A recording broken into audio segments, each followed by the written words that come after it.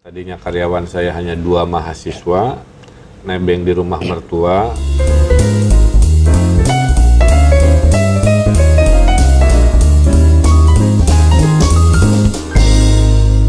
Nah, setelah dari ITB, ini kan kerja, kalau kita lihat, itu sempat ke Amerika katanya.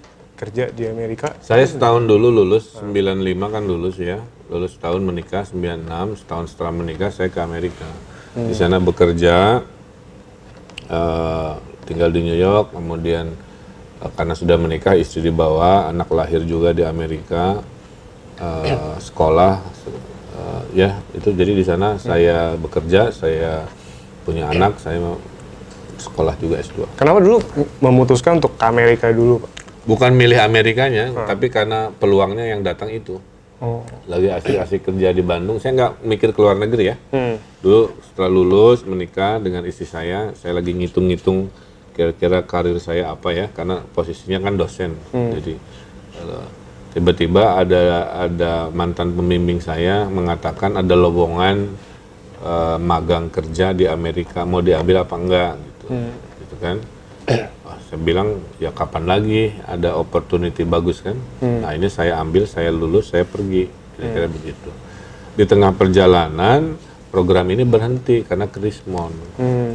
Nah si perusahaan yang ngasih magang saya ngasih 2 pilihan, Ridwan katanya, kita kena krismon Indonesianya sehingga program mau diberhentikan, pilihan kamu 2, kamu saya pulangkan lagi ke Indonesia atau kamu cari kerja sendiri. Saya bilang kalau saya pulang, malu kan, baru pergi berapa bulan udah diantar sekampung di bandara ya, kayak di film-film, dadah putri Indonesia. Saya bilang saya nekat aja opsi 2, saya ngelamar. Nah itulah akhirnya saya ngelamar kerja, ditolak berkali-kali. Karena apa? Akhirnya saya belajar, karena gestur saya itu terlalu rendah diri. Misalkan gini ya, kata si pewawancara yang saya ditolak, kamu bisa komputer nggak? Saya bilang ya lumayan gitu ya. Nah kata lumayan itu dianggap kamu tuh nggak pede. Yang kedua akhirnya sama juga, akhirnya saya belajar, oh kalau di Amerika nggak bisa pakai gestur orang Indonesia yang mencoba humble ya, nah, itu nggak cocok.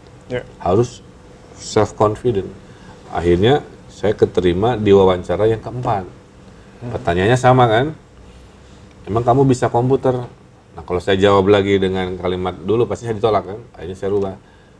Pak, saya bilang, saya nggak hanya jago komputer Pak. Saya di Indonesia ini adalah tutornya anak-anak mahasiswa di bidang komputer desain.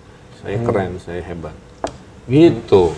Dan itu keterima. Besoknya diterima. Bisa diterima. Tapi kalau saya gunakan kalimat itu di konteks Indonesia, kesannya kan sombong ya. Betul. Jadi situ saya belajar, di tiap budaya, cara kita hidup ini harus menyesuaikan.